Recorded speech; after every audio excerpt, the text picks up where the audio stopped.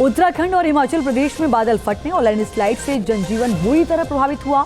दोनों राज्यों में सैकड़ों लोग अब भी सैलाब में फंसे हुए हैं, जिन्हें रेस्क्यू करने का अभियान चलाया जा रहा है।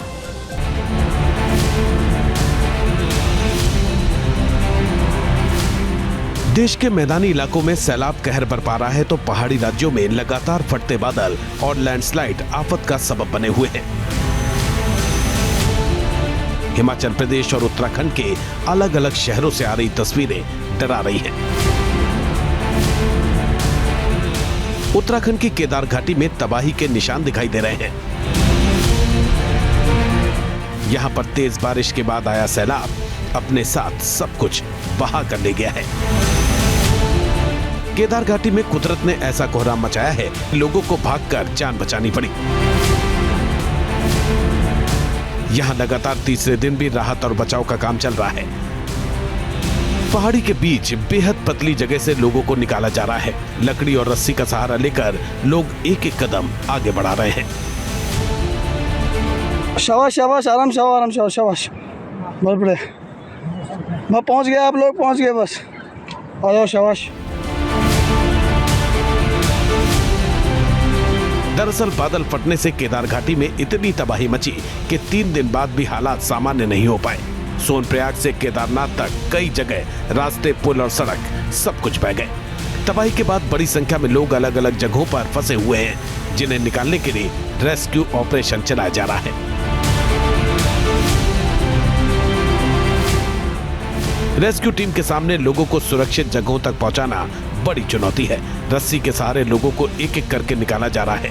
एसडीआरएफ के जवान मुस्तैदी से डटे हैं और तमाम श्रद्धालुओं को रेस्क्यू किया जा रहा है। दरअसल केदार घाटी में आए सैलाब से भारी तबाही मची है। कई इलाकों में बर्बादी की तस्वीरें दिख रही हैं। सड़कों पर मलबा और पत्थर नजर आ रहे हैं। कई हिस्से ऐसे भी हैं जहां लोग जान खतरे में डालकर सफर करने को मजबूर हैं। जंगल के रास्ते लोगों को बचाने के लिए युद्ध स्तर पर काम चल रहा है। रेस्क्यू करना कितना मुश्किल है, इसका अंदाजा इन तस्वीरों को देखकर लगाया जा सकता है।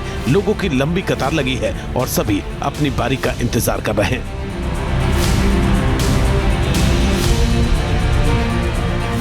गौरीकुंड, रामबाड़ा, भीमबली और लिंचोली के बीच फंसे हुए लोगों को रेस्क्यू कर सोनप्रयाग लाया जा रहा है।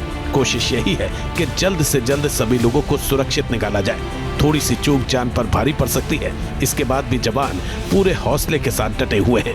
ये जवान जान हथेली पर रखकर एक एक यात्री को खड़ी चट्टान से नीचे उतारकर सोनप्रयाग पहुंचा रहे हैं। गौरीकुंड केदारनाथ पैदल मार्ग पर आपदा की वजह से बिगड़े हालात के बीच फंसे हजारों यात्रियों का रेस्क्यू किया जा रहा है।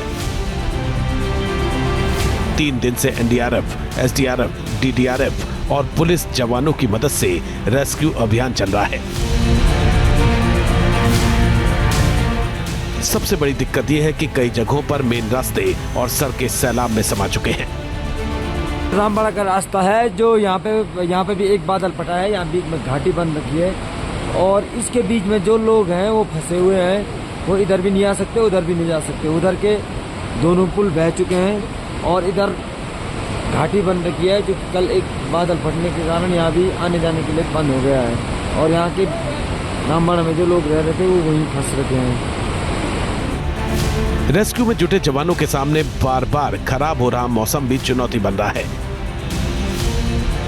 इसके साथ ही मोबाइल कनेक्टिविटी भी दिक्कतें पैदा कर रही है, जिससे फंसे हुए लोगों की जानकारी जुटाना आसान नहीं है। उत्तराखंड में बादल फटने के साथ ही भूस्खलन की वजह से भी लोगों की आफत बढ़ी हुई है। मलबा और पत्थर आने से राज्य में करीब 160 सड़कें बंद हैं, जिसमें नेशनल हाईवे, स्टेट हाईवे और गांव को जोड़ने वाली सड़कें भी शामिल हैं।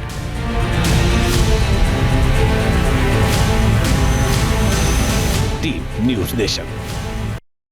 न्यूज नेशन अब व्हाट्सएप पर खबरों की ताजा अपडेट के लिए न्यूज नेशन के इस क्यूआर कोड को स्कैन करें।